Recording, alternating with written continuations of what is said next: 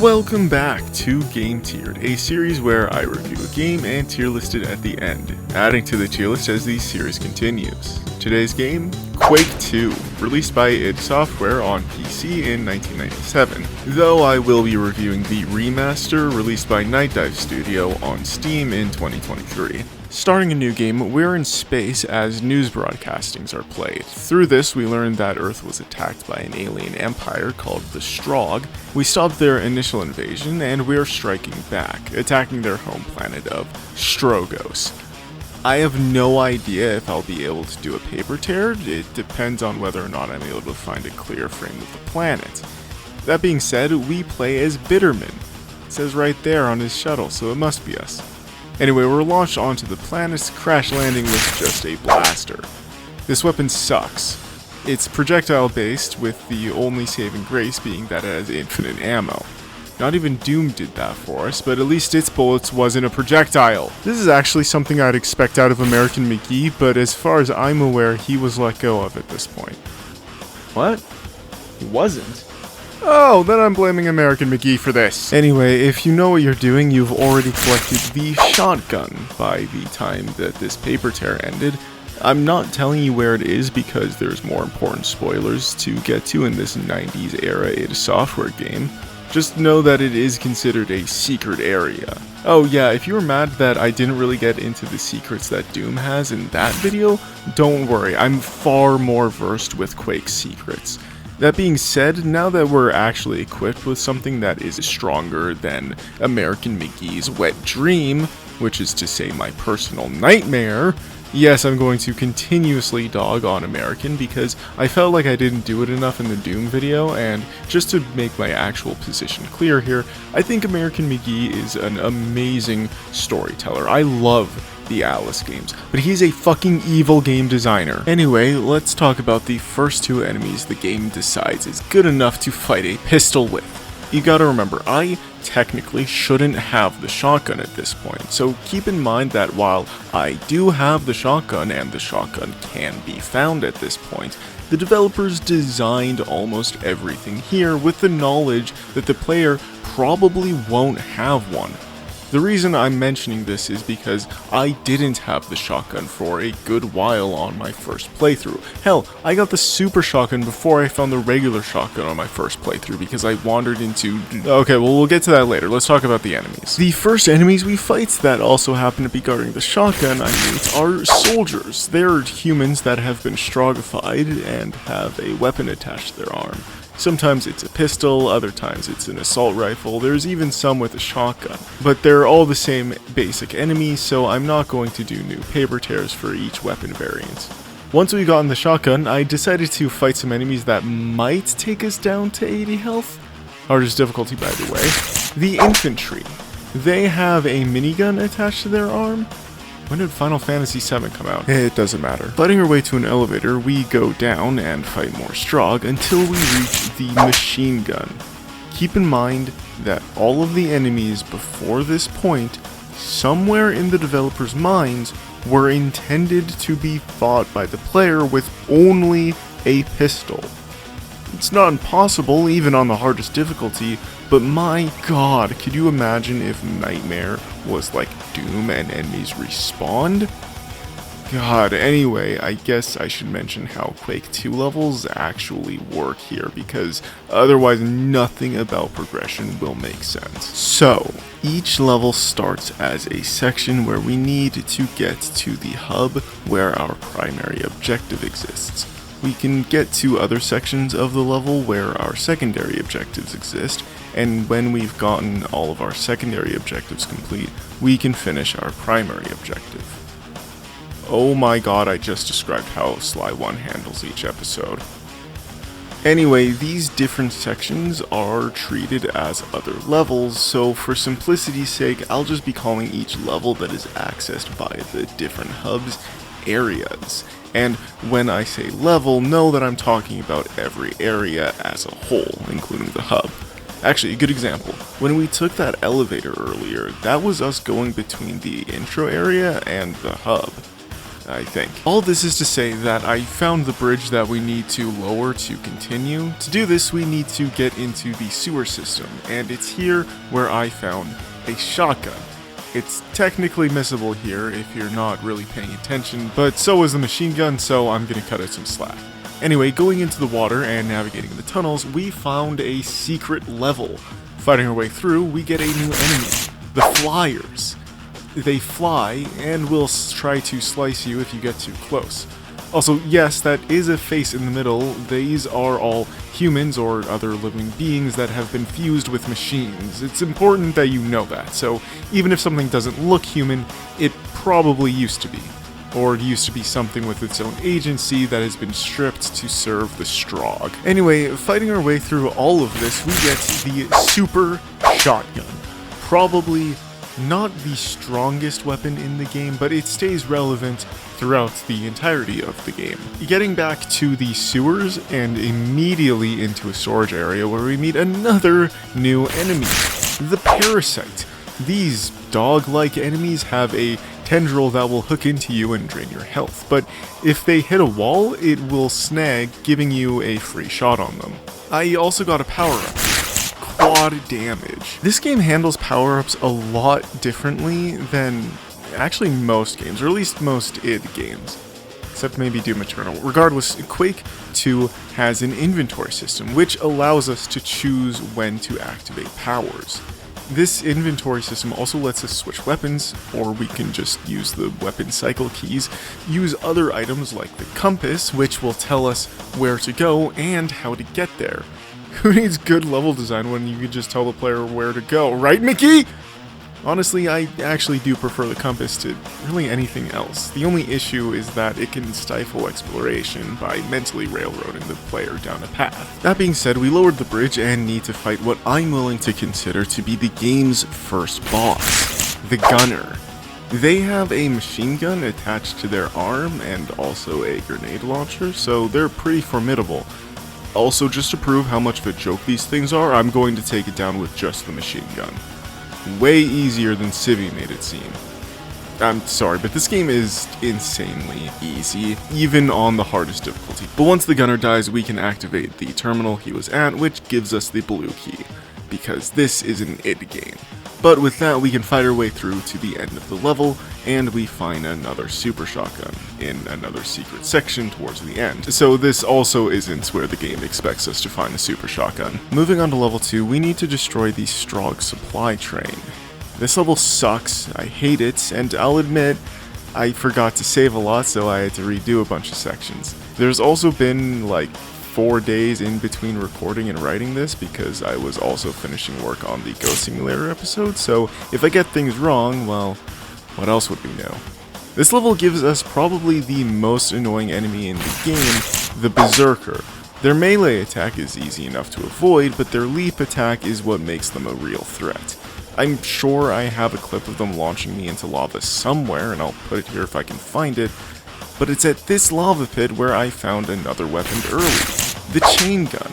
It's just a better machine gun, but it uses more ammo, so it's best against bullet sponges since the spin-up makes it so a group of enemies can now gun you faster. Okay, so I think at this point I've gotten to the section where the train that we need to destroy actually is. I died on the rails. It was being powered and that electrocuted me, but on my third try I fried the gunner on the tracks and destroyed the train, and somehow our escape took even more time, but at least I found the super shotgun, and it wasn't a secret. Does that mean that we weren't meant to have the super shotgun until 3/4 the way through the second level? I mean, I guess Doom 2 didn't give us the SSG till 1/4 the way through level 2? But that's only like 2 minutes into Doom 2 versus nearly an hour into Quake 2. Honestly, I should do a playthrough where I don't do any of the secrets. I don't know about doing that on the hardest difficulty though. Anyway, this section requires us to power different areas to progress with batteries that we collected while looking for the train. There are so many parasites here, it's insane and I hate them all. There's also another mini-boss here, the tank, I think. I'm pretty sure this is the tank.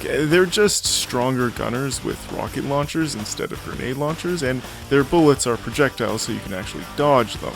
Thank God, too. Despite them looking like your pistol's projectiles, they deal way more damage. Alright, we got out of the warehouse, and now we need to move on to the jailhouse.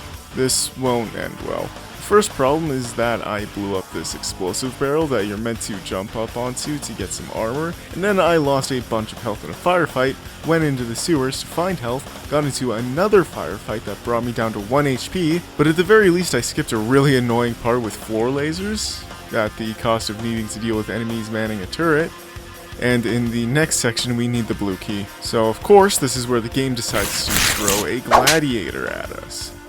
They have a railgun that, well, I died to it a good 3 or 4 times, so it does damage, that's for sure. Once I got the blue key, we can now enter the prison proper. And I died in this first room like 5 times, dying to my own grenades, the enemy's railguns, and things didn't let up after defeating the 2 gladiators, because in the next room, there's a tank and 2 of a new enemy, the medic, who can revive enemies. It's not exactly like Doom 2's Archvile. You can stop medics from reviving enemies by gibbing them.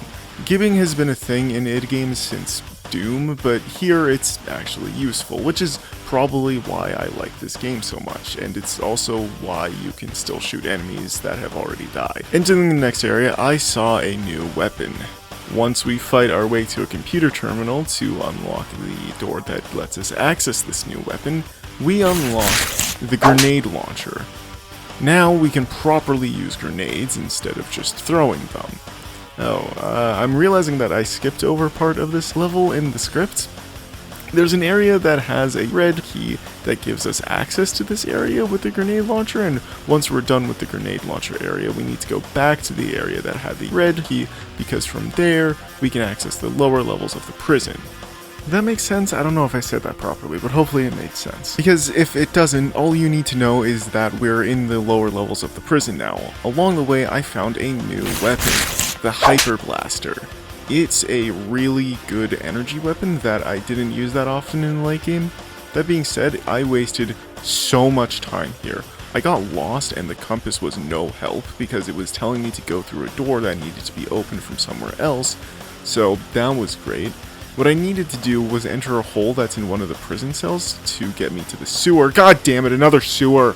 And it has another parasite in there, of course. But at least the rest of the level took me 18 more minutes. Towards the end, I found where you're supposed to get the Hyper Blaster. The one that we found was technically a secret, but I didn't bother going through with it because obviously I had found the one earlier. Finally exiting the lower levels of the prison, we have the access key for a blue energy pyramid thing. That being said, I nearly got ripped apart along the way by mutants. I think that's what these guys are called. They'll lunge at you, and, well, I never got hit by one because I know how to strafe, so I don't know how much damage they deal. Let's move on to the game's first proper boss. This game's bosses are complete jokes. See, if you know what you're doing, the game's mini-bosses are more of a threat since you won't waste a quad damage or invincibility on them. You'll save them for the 2 bosses that this game has. Hey, that's more than Quake 1. I actually can't believe they numbered these games after how many bosses were in each of them. Well, kind of. Quake 2 does have 3 bosses, and Quake 4 has a secret boss named Getting the Game to Run on Modern Hardware. But yeah, this boss was a joke. There's 2 tanks, and once we deal with them, the super tank will blow open the walls, so I activated quad damage and spent 30 Hyper Blaster rounds on it. Afterwards, I finished off the Berserkers and destroyed the energy crystal. Now we're off to the worst level in the entire game, the mines. To the mines with us. The opening to this level took me so long. I fell into the lava pits so many times. At least I got another weapon early, the rocket launcher. It's just a grenade launcher that doesn't have an arced projectile, but it legitimately took me 10 minutes to get through this area that should have taken me 2. Also, for the rest of the playthrough, you might notice my view model flash screen. This isn't a graphical error like I thought the first time I played through the game. There's power armor here that uses the same energy cells to protect us, so that means I won't be using the Hyper Blaster much. That also means the game is now considerably easier. I'm not even kidding. I don't know how much damage the power armor absorbs exactly, but it feels like it absorbs way more than it should. Especially on the hardest difficulty. Getting closer to the entrance, there's another fucking flying enemy. I don't even care what these things are called. They're flyers but with legs. They are extremely annoying and tend to body block you more than actually deal damage. Anyway, we got to the level hub, and there's another rocket launcher. I guess this is where the game expects you to get one. Fighting through more enemies, for some reason the game has us go through a little side passage that feels hidden away from the player instead of this very obvious passageway that's right in the player's view when you walk into this middle area. Thank God for the compass. Also, can we take a moment to appreciate the sound design in this game? The fall damage sound is the same that appears in Minecraft. And the jump sound is legitimately iconic. I love the sounds in this game, and in Quake 1 for that matter. But obviously I'll talk more about that when I go to review Quake 1. There's not a ton for me to talk about except for the fact that I cleared out the toxic air in the lower levels, so we can go down there now. Bye. Oh fuck. Down to the mines proper. Down to the mines proper to us. This level ends with a button sequence. We just need to hit 2, but what I found for the first time was a secret area, so I decided to go through it, and immediately it took me to the area I needed to flip a switch to give us access to the lowest level of the mines, skipping a good half of the level. And when I realized this, I don't think I could have said it better in the script, so I'll let me take over. Oh, I skipped like half the level. Yeah, we're playing Peak today. And by Peak, I mean skipping half of this godforsaken level. Fuck you, American McGee. No. I died quite a bit in the lower levels. There's laser drills. Of course, the actual enemies that you're fighting aren't a real threat, because why would they be? I'm serious, this level should be a fucking slog. Mine levels are up there with sewer and underwater levels for stereotypical settings for horrifying difficulty, but I barely have anything to talk about except how surprisingly easy this game is. Especially for an id game, at max difficulty. Seriously, I feel like I should have been taking like 3 times as much damage than I was. This isn't helped by the fact that you can hold on to items like adrenaline, which heals you up to full health. Also, your base health can increase past 100, and when it goes past that, it slowly goes down. Kind of like the Wolfenstein games, when you get an overkill. Kind of, it's not a one-to-one. Also, invulnerability, the fact that we can also store these items to use them later only makes things way easier than they need to be. Granted, we can only store one item at a time, but that doesn't stop backpacks from being stackable. Oh yeah, backpacks are here, but instead of doubling your ammo count once and giving you ammo of every type, whenever you pick one up, the backpack in Quake 2 increases your ammo cap every time. I'll probably get into this much later, just know that ammo isn't usually an issue once you've collected your 3rd backpack. Level 5 is the shortest in the entire game. I'm not even exactly sure what we're doing here. I think we're shutting down the Stroggification factory. The first area's layout is weirdly circular, and I like the second area where we actually need to go from sector to sector. Once that's done... Oh, actually, we do get a new weapon in this level, the railgun. It's pretty strong, able to kill most enemies in 1 to 3 hits, and can penetrate, but it has the second longest reload time, if you can call it that. It also requires a decent level of skill not to miss. Anyway, that's about it for level 5. Level 6 is weird. First we have a bridge with another super tank under it, so I used a quad damage against it and absolutely annihilated the new enemy with this level with it as well. The Iron Maiden, no, I'm not doing a paper tear for them because I don't want YouTube to take the video down for having a still frame with their model on screen for a good 5 seconds. Anyway, I could have sworn they showed up in like level 3, but I guess I misremembered, or things were changed in the remaster that I'm currently playing compared to the 98 original version that I tried playing when the game first came to Steam.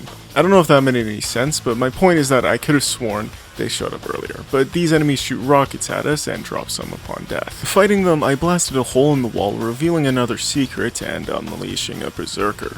But fighting past some more enemies, I found the most powerful weapon in the entire game, the BFG 10,000. This weapon is almost identical to Doom Eternal's BFG. The weapon shoots a green energy ball and unleashes beams that will damage enemies. This is in stark contrast to the previous iterations of the BFG, not counting Quake 1 because that game's BFG is also very unique. In Doom 1 and 2, actually just watch the Doom 1 video where I explain it there. But what we're doing here is shutting down the reactor that controls the big gun that needs shutting down. To do this, we need to unlock access to the waste management system. This requires us to go through so many waterways to get into a pumping station with one of the worst platforming sections. We need to climb up some crates, then go into a piston that lets us onto the second floor. Oh, and we haven't even gotten to the hub yet, by the way. We've only just opened up access to the waste management area. I think. This level is a nightmare, and it doesn't help that it's taken me multiple days to script the previous levels. Anyway, let's skip to the actual part where we actually get to the waste entrance. There's another BFG here, so I guess this is where we're supposed to find it. Getting into the waste management area proper, we need to open a bunch of valves to flood the reactor powering the big gun with waste so that it'll malfunction. There's a lot of explosive enemies here, from Iron Maidens to gunners, so just watch your step here. I say as if the first pump station was difficult. Like at all. But moving on to the next one, it's much shorter, but just mind the 2 fucking tanks at the end. Not that it mattered for me since I died to some gunners, forcing me to go through having to fight the fucking tanks again. Anyway, that's pump station 2 done. Let's get out of here. No, the escape isn't worth getting into, it's just run past everything that doesn't get in the way and kill anything that does. Time to take out the big gun. This is another boss level, and for some reason I had a really hard time with this boss. They obviously fly, so I can't rely on splash damage, and their hit scan attack doesn't deal a ton of damage, but it deals it very fast. But the real danger is the rocket attack. There's also flyers that will try to complicate things, so I decided to use the BFG to deal some good damage to the boss while dealing with the flyers at the same time. Eventually, I shot it enough for it to die, and now we can properly shut down the big gun. Just some enemies that whittled my health down and I didn't save. God. Anyway, skipping the boss this time because explaining that I shot it until it died 7 times in a row isn't that interesting. We fight the weaker enemies that are protecting the control panel, and we deactivate the big gun as well as made our escape. Now it's time to infiltrate the Strogg Palace. Level 8 is one of the longest and most difficult missions in the entire game. This level has so many medics. You're going to be spending ammo to gib every enemy you come across. There's also an insane amount of parasites, so you're going to have your health drained like absolutely crazy. It actually feels like the devs realized that the only enemies that actually posed a threat to the player was parasites and medics, so they just filled an entire level with them, along with every other enemy in the game. Oh god, did I go over engineers? These are engineers. They don't first appear on this level, but they're the worst. They'll hook onto you like a parasite, but they'll drag you into them, where they'll then try and melee hit you, and they have a shield, so your best bet is to use explosive splash or use the railgun since it can penetrate the shield. The whole reason we're here, I think, is because we're trying to get a beacon to call down an airstrike to destroy the black hole generator. Getting to the surface, the elevator crushed me. Are you fucking kidding me? Anyway, once we get to the surface, it's another nightmare entirely. We need to destroy another pumping station, and there are so many tanks now. I'm not even kidding. I counted like 8 tanks in this area. I don't know if I'll find every clip where they appear, but just trust me, there's at least 8. Whatever, we made it to the surface. We fight our way through some caves. I should have used more grenades to deal with the grunts, but whatever. We planted the beacon, and we watched our boys give them hell, and it's on to the palace proper. For realsies this time. The outside of the palace has a ton of enemies that we need to make sure to give. You'll see why later. There's also this bridge that will drop anything that's on it into lava. This will be useful later. Fighting every enemy around here, we picked up an invincibility. Take a wild guess on when that'll be important. That's right. Later. Okay, crossing the bridge, there's another 2 tanks, so we fall back, and this is why we gibbed all of the enemies in the previous section.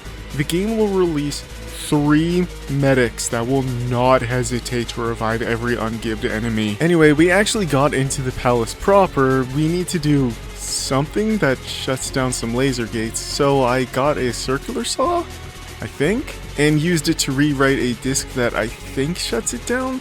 Past that gate is a rocket that we use to get to the final boss, the Macron. This is probably my favorite section of the game. You can hear what I can only assume is the Macron laughing. but it still plays during the escape sequence, so let's move on to the actual boss. This boss fight is a legitimate joke. Since I have invincibility and quad damage, I just shot 2 BFG shots and literally tore it in half with the chain gun. And then I tried to gibbet, and you either can't do it or it takes so much ammo that I couldn't be bothered to sit there and shoot. So I decided to leave the level and beat the game. Quake 2 is one of my favorite id games. Definitely one of my favorite FPS games. The enemy variety is amazing, the arsenal is honestly peak id, though the BFG does feel a lot weaker compared to Doom. That being said, my only real complaint is the difficulty. I think this is mostly due to the power armor absorbing so much damage, and it just kind of allows you to play like a reckless idiot, which you shouldn't be able to do on the hardest difficulty. With all this in mind, I give Quake 2 an A tier. I love Quake 2, but there's a lot of sections that feel stupidly easy. I think the only times that I had actual issues was with that one flying boss. Anyway, let me know what game you would like to see in the future, and yeah, take care everyone.